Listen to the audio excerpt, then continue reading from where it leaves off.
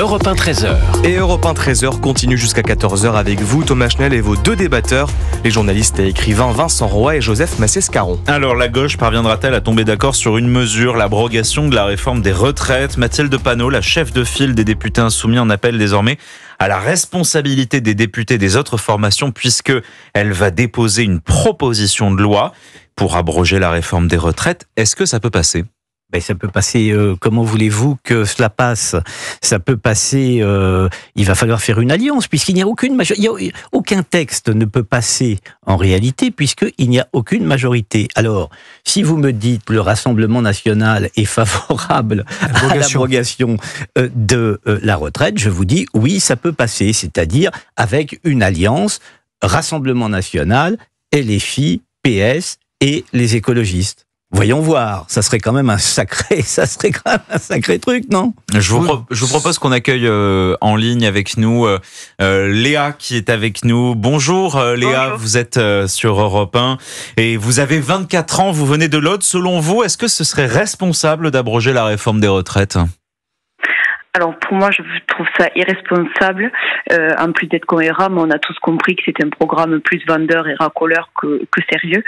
On l'a tous compris dès la fondation de ce fameux NFP. Et puis surtout, il y a quelque chose de gênant. Je vous ai entendu parler juste avant, comme quoi le LFI aurait besoin éventuellement des voix du RN, qu'ils ont considéré jusqu'à présent comme leurs ennemis, si ce n'est plus anti-républicains.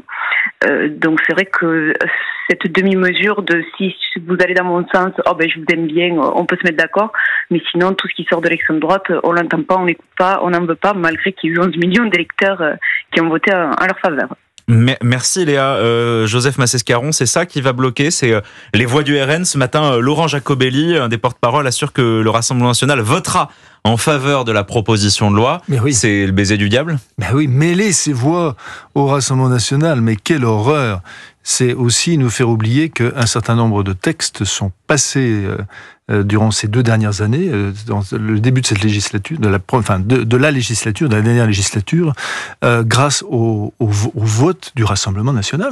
On l'a complètement oublié. Mais bien sûr que le Rassemblement national a complètement participé à la vie parlementaire. Il y a beaucoup de textes sur lesquels ils ont voté contre. Ils ont en effet déposé, le groupe a déposé des motions de censure. Mais il y a aussi des textes qu'il a votés et il a permis à ces textes de voir le jour. Et mêlant lui-même ses votes parfois à la gauche. Donc ça paraît complètement fou. Je rappelle quand même que ça, c'est ce qui se passait dans cette législature où le Rassemblement national, avec 88 parlementaires, avait 2 vice-présidences. D'accord. Et là, aujourd'hui, il en a 143 avec les forces de Monsieur Ciotti, et il n'a rien. Donc, on est en effet dans une situation qui est une situation totalement improbable. Totalement improbable. D'autant que, vous savez, on vous a expliqué depuis le premier tour des législatives qu'il y avait une gauche démocrate et une droite républicaine, ce qui implique qu'il y ait une gauche qui ne soit pas démocrate et une droite qui ne soit pas républicaine. Eh bien, pour abroger la réforme des retraites, vous auriez une gauche non démocrate qui serait obligée de s'allier à une droite qui ne serait pas républicaine. C'est quand même totalement ubuesque. Alors pour autant, la France insoumise y croit. Ce matin, le président de la commission des finances, Éric Coquerel, le président insoumis, lui aussi proposait cette proposition de loi d'abroger la réforme des retraites. Si on veut qu'à la rentrée, elle soit examinée, il faut la poser à un moment donné.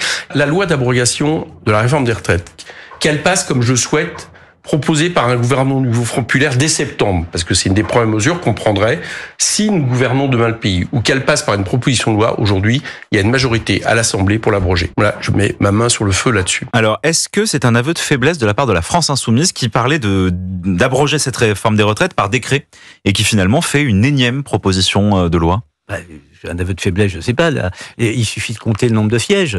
Vous savez, la fameuse formule de Staline, le pape, combien de divisions? Là, pareil, combien de divisions? Il n'y a pas assez de divisions pour l'abroger, donc il faut une alliance. Mais vous avez raison de rappeler, Thomas Schnell, qu'en effet, ils avaient parlé de décret. Voilà. Et là, ils renoncent. Et là, Finalement, ils renoncent. ils disent bon, Ils ce sera une renoncent. proposition de loi. Alors, si demain il y a un gouvernement, Oui, desquels ils font partie. ça fait beaucoup de si. C'est-à-dire qu'on a l'impression véritablement, comme d'ailleurs l'auditrice l'a rappelé, que il s'agit surtout d'opportunités politiques plus que de convictions politiques.